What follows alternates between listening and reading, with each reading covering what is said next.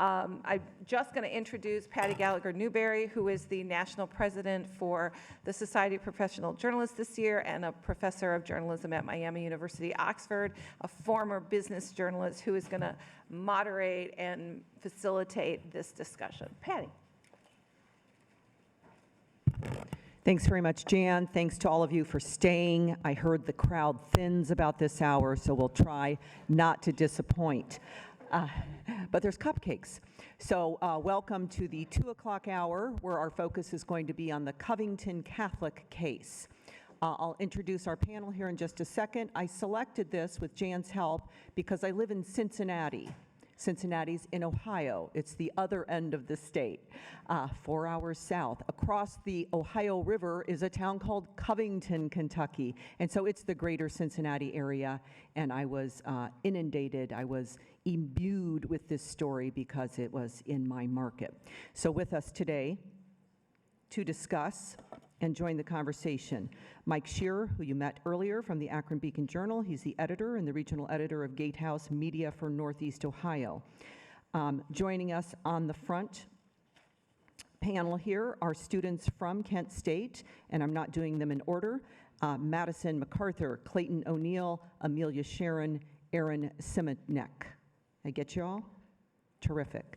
And also I'll be bringing into the conversation Kelly McBride, who you've met many times today, Connie Schultz, as well as Cheryl Ann Lambert and Sue Zake. So thank you to everyone for participating. And we'll just start with the first slide to get rolling. So the events in question began on the plaza outside the Lincoln Memorial. There were 3 groups of people that came together to create this particular media stew. We had participants who had just ended a march in the Indigenous Peoples March. We had students from Covington Catholic High School who were waiting for their buses after participating in a March for Life. And then, importantly, and underplayed, we had members of the Black Hebrew Israelites group, only 5. Some accounts said 4 or 5 members of this group who were engaging in what they called street preaching.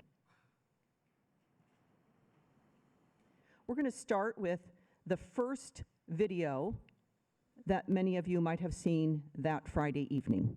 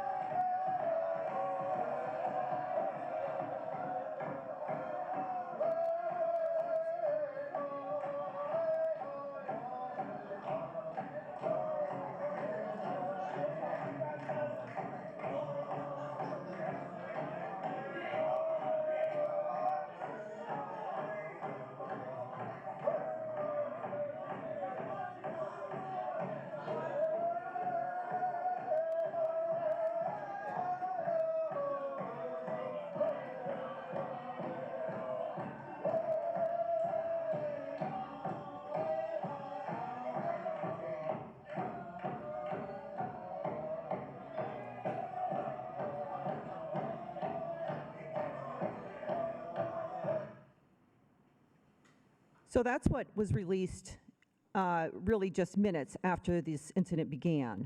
I'm going to ask the students to define what you see in front of you. Use objective terms, neutral terms to explain what you saw. So let me start. I'll just pick. Is it Mackenzie? Sorry, I'm Madison. Thank you. What do you see in front of you there? There is a Native American man who is playing the drum and chanting, and there are students standing behind him, also being loud and yelling, and there's another student standing close to him in front. Can we go to the next student? How would you describe the student who is standing in the middle of the frame? So I'd say that this is actually a singular perspective coming from the Native American man's angle onto said student. The student is standing there. There's no physical altercation. He's simply existing. However, you can tell through kind of like facial interpretation, it's a bit smug, but there's no do harm. There's no physical evidence that he is trying to cause harm. Okay, I'm going to interrupt there. We're going to keep it neutral. Don't use any descriptors that are not visible to the eye. Let me go to the next student. Further describe the student, and again, neutral. Give me some attributes physically or environmentally that you think are journalistically important. I see a white teenage boy with a "Make America Great" hats on. White male. White, male, teenager, hat. Okay, anything to add at the end of either of the two main characters in the frame? Yeah, I mean, you see the, what seems to be the Native American, and then, you see, I'd say probably a teenage boy from my first assumption. You can tell his political affiliation based off of what he's wearing, and, the first feeling, at least, that you feel is tension. I mean, the first time I saw this a few months ago, I wanted to almost dive into the situation more and see what this was all about. And I think that this video captures that well. I think tension is a word that is, can be greatly used here. Okay, we'll come back to tension and see if that's justified. We're going to move to a slightly longer video that was also out the first night, that Friday. And I'd ask you again at the front of the table to pick up on any additional factual information that expands your knowledge of this moment.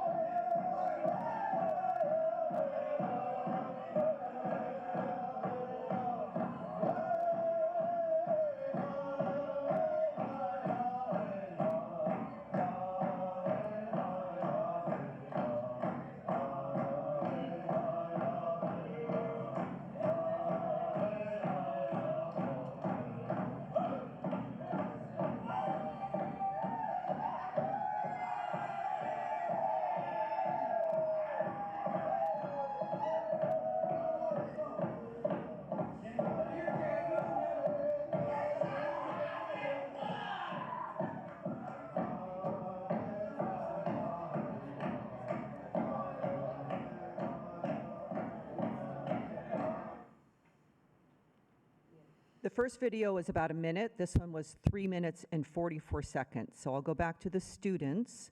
What does this additional footage tell you? Again, factually, what additional people do you see?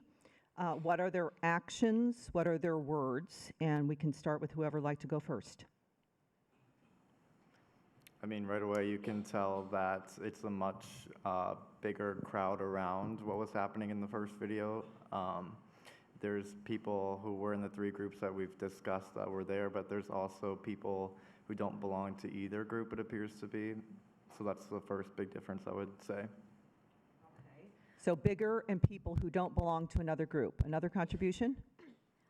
So instead of just a 180 shot, we were given a 360-degree shot. It still wasn't very clear, but first off, we saw that he was not the only Native American man there. He was actually accompanied by a few other Native Americans. However, the majority were white males of which he was surrounded by. However, it is also unclear as to how he became surrounded by him. Did he put himself in this situation, or did they themselves actively surround themselves? Right, so we don't have a beginning or an end point. We just have what we have, right? Other contributions. What would you say about the other students beyond the main character, whose name is Nicholas Sandman, by the way? It's apparent at the very beginning, you can see there was an interaction before Nick stepped forward and had the moment that went viral. They were all clapping along to the beat of the drum and not anywhere near what was following afterward when the woman came out of the crowd, and I believe she accused them of being racist, but I'm not sure what exactly she said. I couldn't quite make it out, but I believe it was effing mob mentality was her partial quote. Is that the woman you're referring to? yes. Yes. The other students, how would you characterize, again, factually, what you saw them doing? Also, between the students, toward the very end of the video, as Aaron stated earlier with the term tension, there was a young man behind the kid rubbing the kid's shoulders. There was also laughter. You could see that they were smiling. So that physicality kind of ensued a sense of tension, rubbing his shoulders, trying to make him relax. Okay. All right. We're going to start the discussion now with those two as our template. There's more video later, but we're not going to get to that yet. So the basic question, if we can go to the 6th slide, is what would you do? You are the journalist on the scene. You've either been assigned or you were there already to cover some piece of this action. And you detect that there's some news afoot here on the mall that you think maybe you should react to.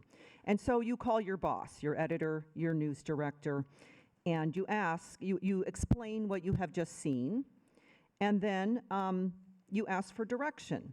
So I'm going to put our editor on the panel, on the spot here.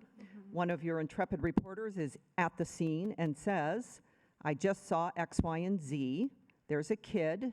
He looks like this. He's wearing this hat that says this. There's a man. He has a drum. They're nose to nose, and so on and so forth. What do you ask, and then what do you direct? Well, I think the first thing I would ask is, was there any violence or any shouting, yelling? Was it in any way illegal behavior or criminal behavior, anything like that? I'd probably ask, have you spoken to the people involved and gotten their take on the event yet or not? I think that'd be the starting point. My inclination would be, without seeing the video and based on the phone call and what's been said and the answers so far, I wouldn't be terribly excited about it, I don't think, but I could be wrong. Now let's have the students jump in. What do you tell your editor when you make that first phone call? Hi, I'm at the mall and I just saw, fill in the blank. Give me about 2 sentences. How would you characterize that? Assuming you're excited to try to get this assignment, right? That you think you have something here. How do you explain it to your boss? This is all me. So I guess the best way is what the phone call would be is about, it looks like it could be leaning towards the type of tension that we've seen a lot this year specifically. I'm not positive on what exactly is happening, but this needs followed up on because it radiates the tension that we've seen in the national media everywhere else. So before we go on, the tension we've seen this year, what are you referring to? I've seen, at least through my personal experience on social media and in general, I see a lot of division amongst the country when it comes in terms of politics. I think that the hat that the student was wearing has become a symbol of certain beliefs. Whether or not they're reflected in those that wear them, it's assumed with those, I think, at some points. And the situation between a Native American man and a white person wearing the MAGA hat has it's known. It's known for the type of tension between what the two beliefs are. So next student, when you call Mike, do you add those details that there's tension that we've seen in other social media, and this one involves a young man in a MAGA hat and a Native American person? Do you add those details to sell it to your editor, or at least communicate it to your editor? I wouldn't necessarily start off with those details. However, I would start off with saying that there is a large group of people, a majority of them are white males, and in the middle is a Native American man as the minority. I would then add in that there does seem to be a form of physical tension, no physical violence, but there is like audible yelling and shouting, nothing benevolent in any way, but I would say that there is a situation at hand and we need to investigate it because it could lead to a political movement or it could stand for something that would be in the news in the future. Okay, so you're definitely going to report the shouting, yelling, and the perceived threat of some physical encounter. I wouldn't say any physical violence, though. I would Right. just say a physical encounter of standing there. It's very important to say no violence, especially in a protest like this. Okay. Next student, anything else that we've missed here? You call up Mike. How are you going to explain what you've seen and why you think it might have some news value? Yeah, I mean, going off of what Amelia said, I think that, the different races in this type of situation is important. But at the same time, like Amelia said, you really have to emphasize that it doesn't seem, at least, like there's any violence going on, and I think that's part of it. I mean, I think as journalists, we can't blow something up like this that could be blown up, and with this situation specifically, I have seen blown up. And so I think that just goes back to talking to who's there, asking, why are you participating in this dance? Are you talking with this Native American? Is there any interaction other than this nonverbal that we see in the video? And I think I would express that to the editor and say, I'll keep you updated with who I talk to and what I find out from there. Let's think about what you first released from the scene. Let's see you've seen that 1 minute, or you've been there and you saw the 3.5 minutes, right? That's how long you have encountered this scene. We live in a social media world, and your first demand is probably, if Mike likes that story, it's like, well, let's tweet it out. Let's see if there's already some Twitter traffic on this, right? So I'm going to put you on the spot. What is there to tweet in the immediate aftermath of witnessing the 3.5 minutes? You're going to take a picture, right? Because you need a picture with your tweet. Oh, is this like fair game? Yeah, no, I really want you to alright, think on your so- feet. Heck yeah, I'll take What would you tweet? What would you tweet? What image do you think you would want to capture to get attention for your tweet? Do you want to tag it in any way? What are you going to tag? So think, what would you, Mike says, go for it. This is a story. Let's get it out there. So first order is a tweet. Yeah, so there would most definitely be a photo at hand, whether I have to climb a telephone pole or not. Like you want to see that crowd. You want to see the crowd that is noteworthy, and who knows what could come of this photo. It could be another viral movement, and especially with the crowd at hand, kind of what Aaron pointed on as well, with it being like white men majority and then Native American minority. it's just like when you go to a political rally and you see protesters, counter-protesters, and you know there is a tension, you know that something may rise out of this. However, it's usually between, and I will say this, it is always between Trump and anti-Trump protesters. And so in this instance, here you have just a majority of white men and a Native American man, and that's something that you really don't see often. You don't see that conflict face to face, especially since the pipeline in, I believe, 2016. So it's something that is, I would say, newsworthy and noteworthy because it's something that we don't talk about very much. It's that conversation we don't have. All right, let's get more specific. What's in that first tweet? Picture of, you said the crowd, Yes, it was right? a picture of the crowd, and then Wait, let me stop you there, and other students jump in here. Who's in that crowd? Keep in mind how the image we saw in the video was framed. It was mostly in the face of Nicholas Sandmann, and so that means taken from the back of Nathan Phillips, the Native American man. So what's the right picture to capture the crowd, however we define it?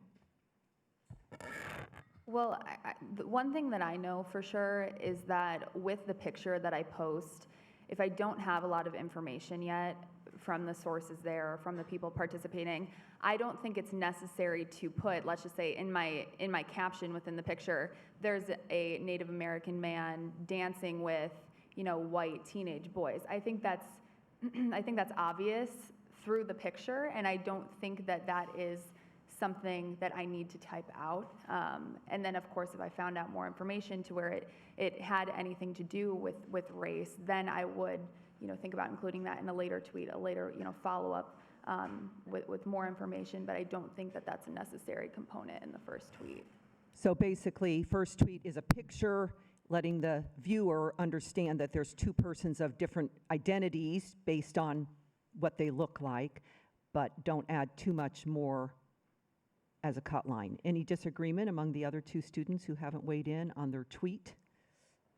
I don't think so. I think I would do something along the similar lines. I would maybe try to get multiple photos up in a tweet of the situation at hand to try to get the different points of view, because regardless of what's happening, it's every angle that you take, it's going to be a very focused shot and tell a different story, as we just saw in the two different videos.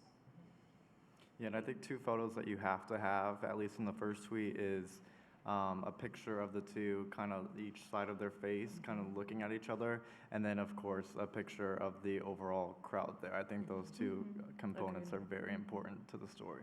Okay, very good. So from there, you're going to follow Mike's advice, which is what, Mike? What should your reporters do next in this scenario? Try to talk to everyone who's involved and get their take on what happened and make sure that what you saw is what they thought happened too. So who are we going to talk to first, reporters? I would try to track down the two individuals in the center of everything and try to talk to them as quickly as possible after the after the crowd disperses a little bit, or at least try to get names of who's involved from those on the outer edges. If it's a real life journalism situation, there's no way that you're going to get that wonderful shot right in the middle of the situation happening. You're going to be standing at the very back of the crowd trying to get forward. Right, as they start to disperse, so let's go with Nick Sandmann first. Let's say he seems most available first. What are your questions for Nick Sandmann? Any of the? What's your first question out of the gate? What are you doing here? What are you? What's going through your head right now? What are you thinking? Okay. Any other contributions on that? How did you guys come face to face? Yeah. What happened? What? Right. So first, hi. My name is. I'm a reporter. Can I ask you? Right. You're going to do all those usual things. And your name is before he bolts. Right. And then, can you just explain what happened? Okay. And then, how about Nathan Phillips? Same questions or anything different? I think I would ask the same question to get, that way it's the same question for both subjects almost, so you've given them an equal opportunity to respond to the same scenario, and then you let them tell their sides of the story, and that can kind of build off each other when you're actually writing out the full story later on, where you have not a Q&A necessarily, but you've asked them both, what were you doing, what are you doing, and then you have their responses that you can immediately compare and contrast between. In your early reporting, are you going to mention the hat that Nick Sandman is wearing? And yes or no, and why? I'm posting the picture with him in it. And that's it? I mean, for me, I think the picture will kind of allude to him wearing the hat with what it says. I don't think I have to do that for the reader. I think it also depends on how he would respond to the question too, as to whether or not it's worth mentioning or. And also, when you report on other people, do you necessarily report on what they're wearing? Do you report if they're wearing Target or Gucci? So when That's it comes to different. this hat, That's different because you already acknowledged earlier that MAGA hats already are a signifier. I think you were the student who, right? I was not, no. That was me. Right. It But- has But as Clay, deflecting ownership of that Yeah. comment. but as Clay did indicate, like you were already posting a picture with it, with this tweet, in hopes of it getting viral. So what is the point of necessarily pinpointing it in your article that you were giving to Mr. Mike? Okay, other students, would you not, in the text of your story, say anything about his hat or the words on the hat? You would just let the picture carry that fact? You know, I mean, I think it would have to go into if this was some form of discrimination. I mean, you could always mention after, you know, mentioning the boy's name, you know, wearing a MAGA hat, and then go more into information, more in depth. But I think it, you know, it has to do with, again, going back to figuring out if this is, you know, some type of racial situation. Okay. Mike, your reporters come to you and say, well, you know, Sandman was wearing a MAGA hat, as were X number, we'll say 12 other boys captured in my lens or at the scene. What do you tell your reporter in terms of using or not using that fact? Well, I think the fundamental question, first of all, would be, if you spoke to the drummer and he said, yes, they were smirking me, they were obviously behaving poorly around me, I think it would kind of have to get the context of how the people who felt, did he feel that he was being targeted, discriminated against, however you want to phrase that. I think that'd be a key part of this to me. If he says, no, I was meandering through the crowd and I just happened to stop at that point, and I'm not saying this is what happened, but one perspective could be that the young man stood there and did not do anything except kind of smirk. And maybe that was a sign of, I'm scared, I don't know what to do here. I don't, who knows what the situation might be. But there's different perspectives that can come out of that, obviously. So I think it would depend to me on what you've picked up. If you asked the young man, are you a Trump supporter? Yes. Why were you in town? For the March for Our Lives, or not March for Our Lives, March for Life. Big difference there. Yeah. Just, you know, just the whole context of things put together is really important to answer that question to me. But if you're going to post a picture of the hat, at some point, it's like, why are you not putting the text?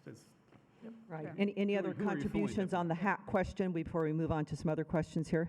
Actually, yes, Okay. because the more I thought about it, what Mike just said, when you talk to the two and you do discover it is kind of like a political intent, that is when I would mention the hat because it is politically related. So other than that, if it wasn't a political action, if it wasn't a political instance or stance, then I wouldn't find it necessary to have to mention the hat if you post the photo. However, if that is the prerogative, then it would be mentioned. Okay, so to play off of that, you've decided the hat is relevant. What do you ask Nicholas Sandman about the hat?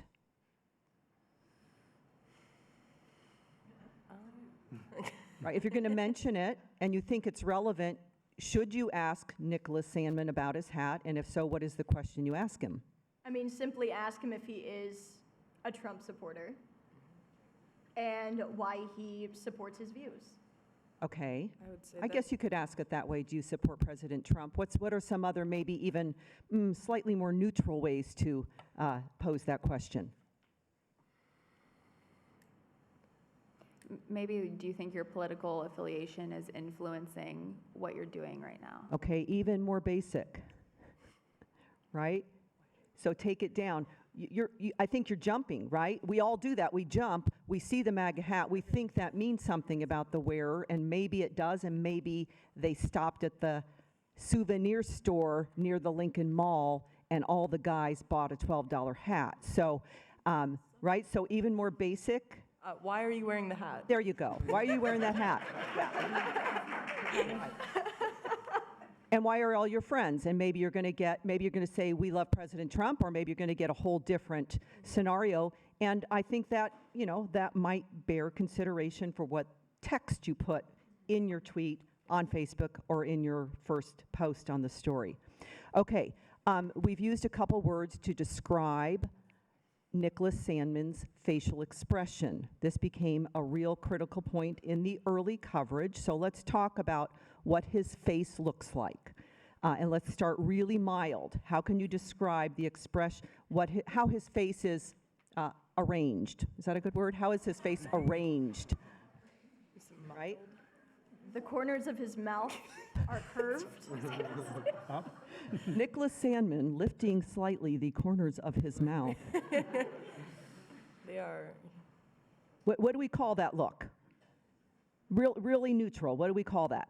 Smiling. A smile versus a frown, yeah. right? No. You used what had become a loaded word, A right? smile. Smile. It's a smile. We would all know it as a smile, but as we know, it quickly became something else. So what are the other words that come to mind? And here you can use any of your more colorful adjectives. Oh, it is smug. I would say that it is more of a smirk because a closed mouth smile kind of gives off more of like a mischievous, like a mischievous feel or tone facially. Condescending. Uh-huh. Almost. Okay, so we have mischievous, we have smug, we have smirk. Any other describers?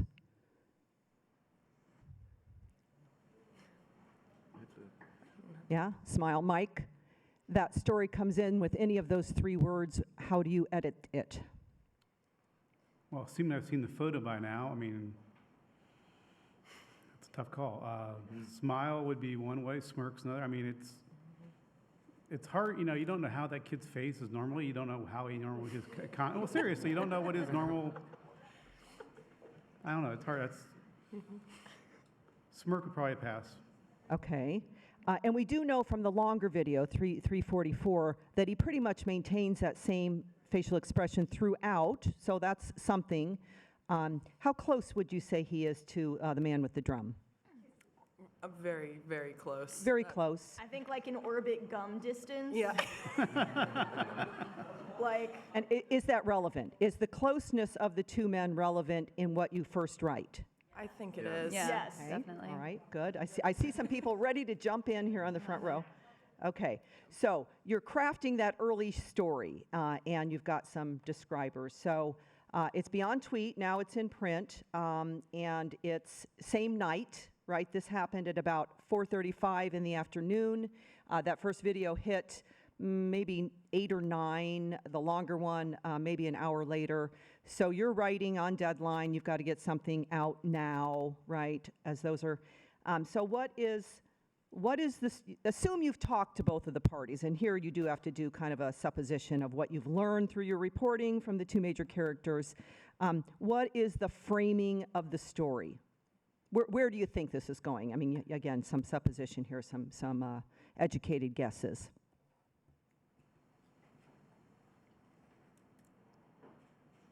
I feel like the lead would discuss depending on whether or not it was political, the tension that was faced at the mall.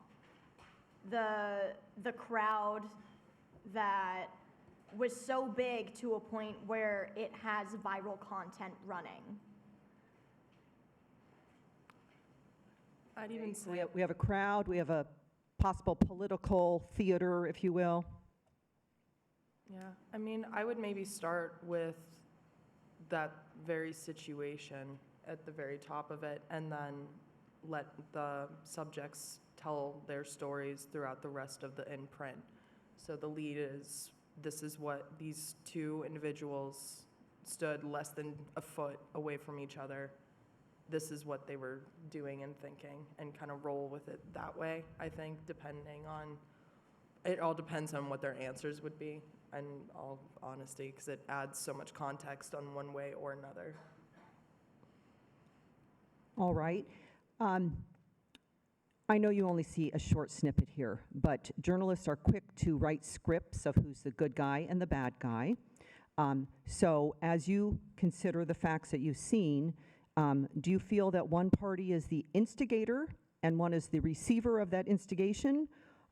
Or does it seem like a pretty even engagement to your eye?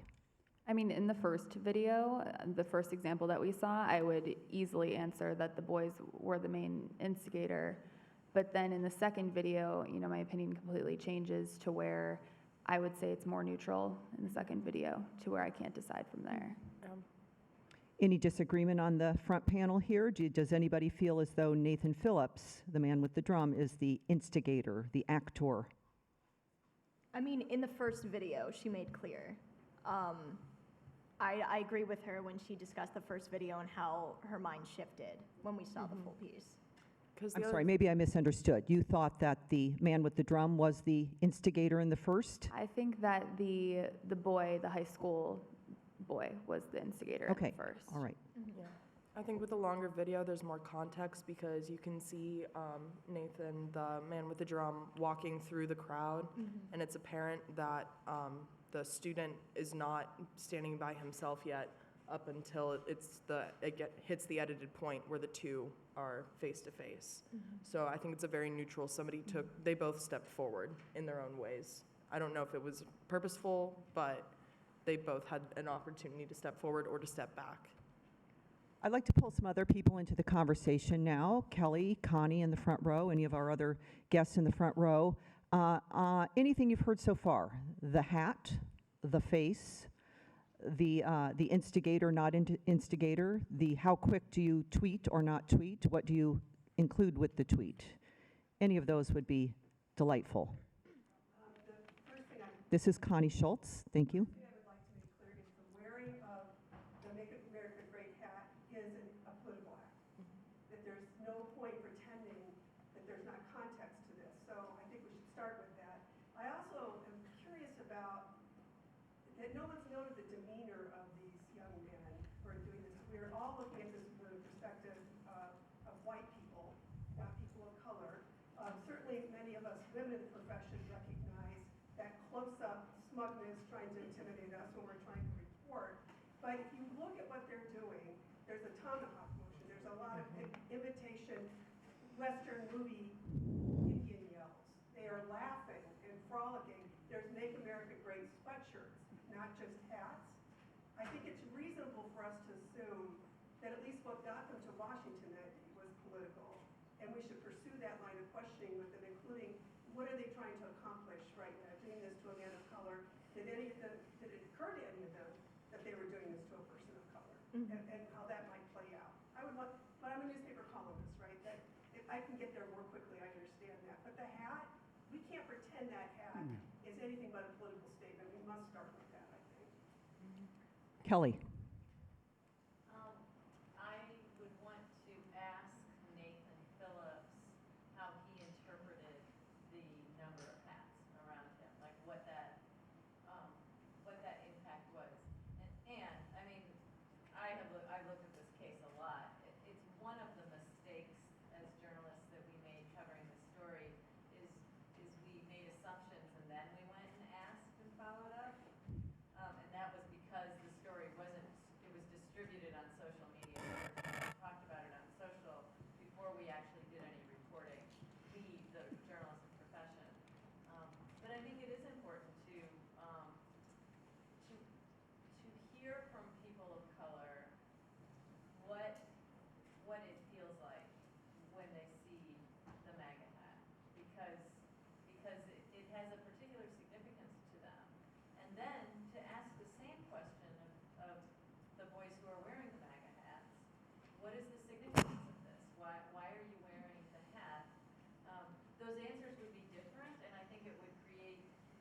mutual understanding for both sides to hear each other on that.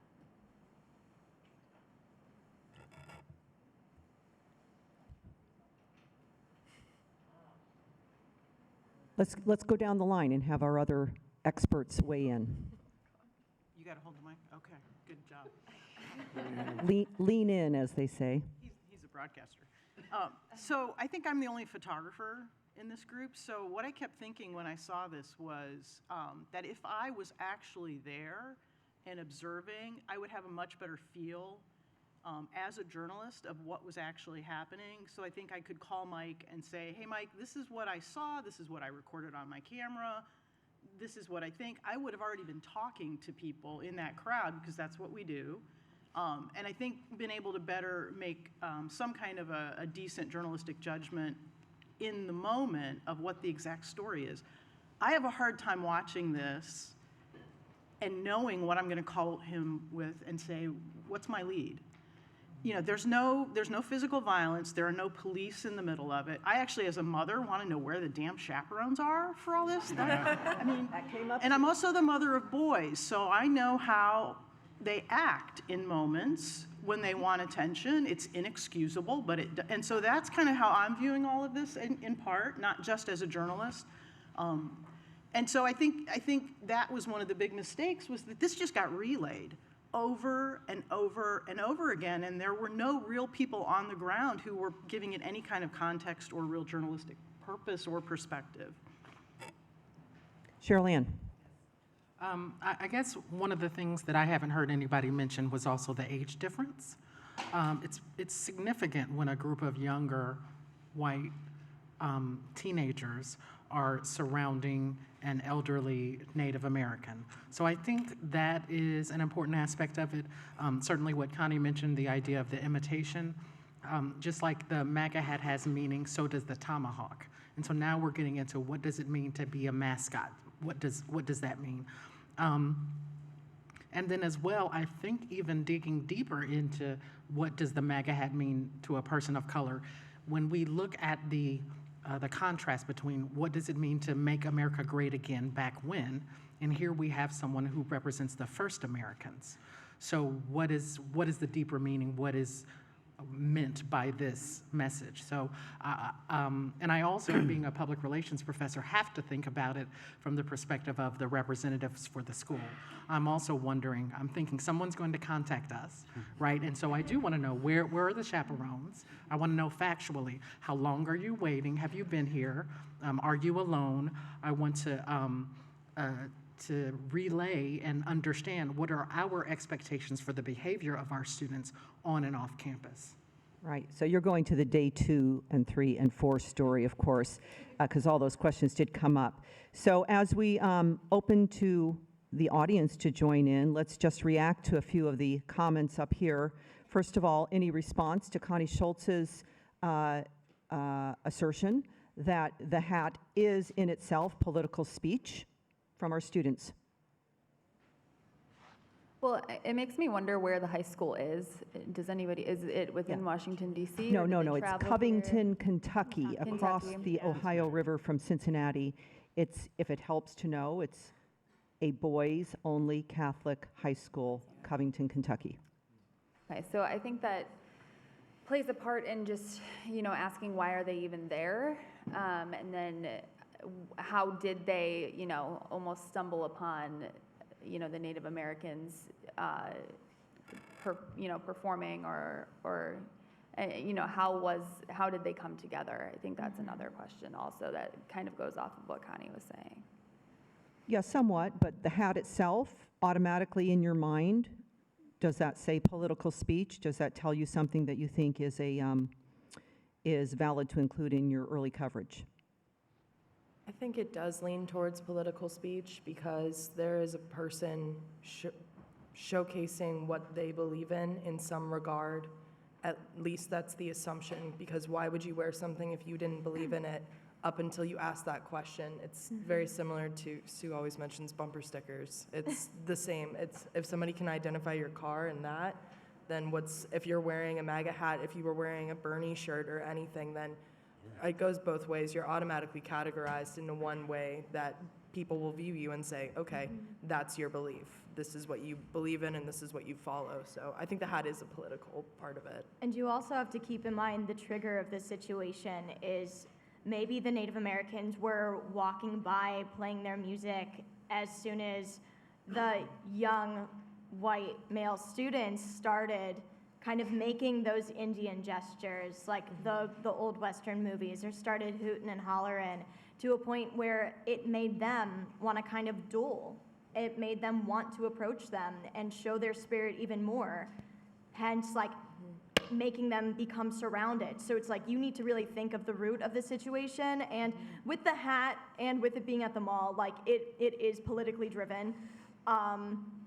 And I will go back on saying my Target and Gucci reference. That was me being panicked. So sorry, but I will go back to state like it definitely is a political act and a sense of just trying to hurt someone or to make fun of someone's history. Because when Cheryl said, "Oh, I love you, favorite professor," just don't tell anyone else. But when she made the statement of saying this is a Native American versus MAGA, which is kind of like the reinvented American, or what people would declare as, it is a standoff. It is a duel. It's a challenge. And so when you have like the native being who created this soil, who grew up on this soil, versus someone who is obviously from a generational immigrant family who was just American born, like, what do you do in that sense? I didn't realize it was getting so close to the end of the hour. Can we go to the audience? Were there any hands up of people who would like to jump in? Yes, we have one hand here. Thank you. So, Chad Painter, University of Dayton. One thing that I'd really like to see whether or not you've wrestled with in this is all of these students are minors, and we do make an ethical distinction when we are talking about people who are not morally autonomous adults. So what role does that play in both visually and textually in your coverage? It all goes back to the high school, because where are their chaperones? Where are the people who are supposed to be responsible for them? Where are the people who traveled all the way to DC with them? It goes back to the school and their values and what they stand for. So you might want to ask Nicholas to bring you to their advisor, their chaperone. Definitely. Okay, Yeah. Another question from the audience? Yes, we have one over here. No one, I can say this loud enough, no one has mentioned the Black Israelites yet. Yeah, And I we're, feel like we're that- getting to that. They were Oh. not in the early film, that's Right. why, right? So that's probably as good a time as any to do our final slides that actually tell you how this all played out. It's pretty interesting who started it, who fueled the fires. So how it really played out. The first video that you saw was viewed 2.5 million times over 2 days. A YouTube version then got more play, 4.5 million times in the first 5 days. Next. Covington Catholic student was 16. He was vilified. He was threatened. His family was threatened. So it became a very big deal, very personal to his family. And of course, the word smirking is now going to be in his obituary. His family hired a PR agent. They hired an attorney. They sued CNN, the Washington Post, and NBC. The case against the Post was dismissed, but the other two are still pending.